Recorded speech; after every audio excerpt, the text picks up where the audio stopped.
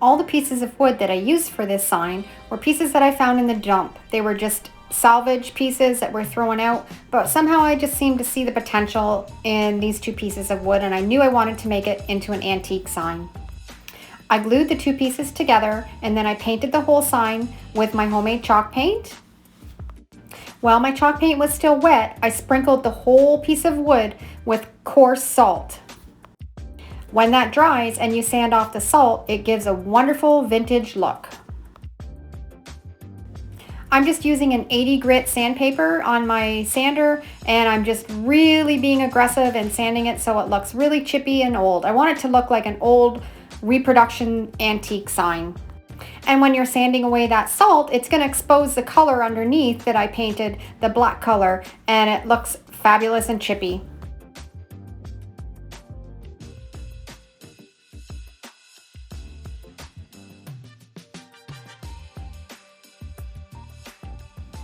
And these are the graphics that I use. You can find these in my Etsy store. They're $1 a piece. You can grab them, use the code SAVE50, and use them anytime for any of your projects. I'm using my Mod Podge reverse graphic technique to make these signs. When I made these signs last summer, I didn't film me putting the actual graphics on the sign, so I'm going to show you here what the technique is.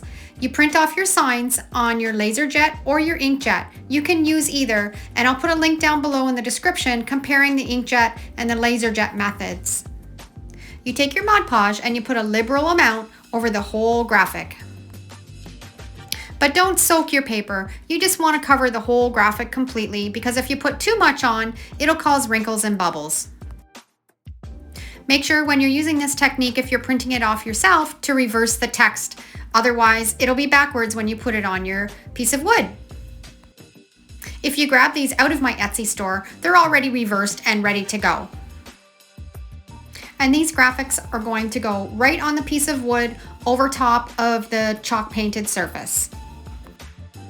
I find this technique works the best on chalk paint. I've tried it with latex and I've tried it with acrylic, and they both work, but it seems to adhere the best to the chalk paint.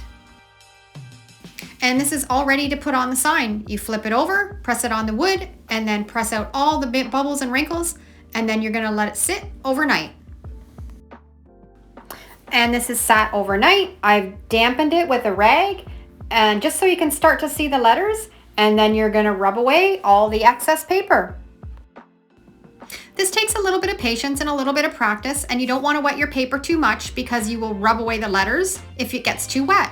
So you just keep rubbing until you don't see any pieces of the paper or any white film left on your graphics.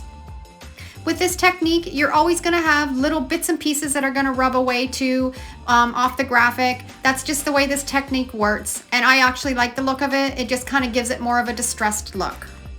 And now I'm ready to work away on my buy, sell, and trade sign. And this big board came right out of the dump. And after sanding it down, it turned out so rustic and chippy. I just love it.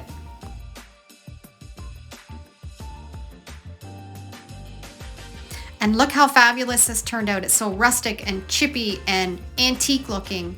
It's fabulous.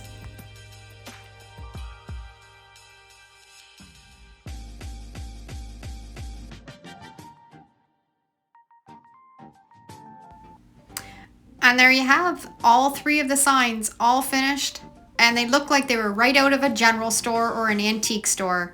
I just can't believe how fantastic they turned out.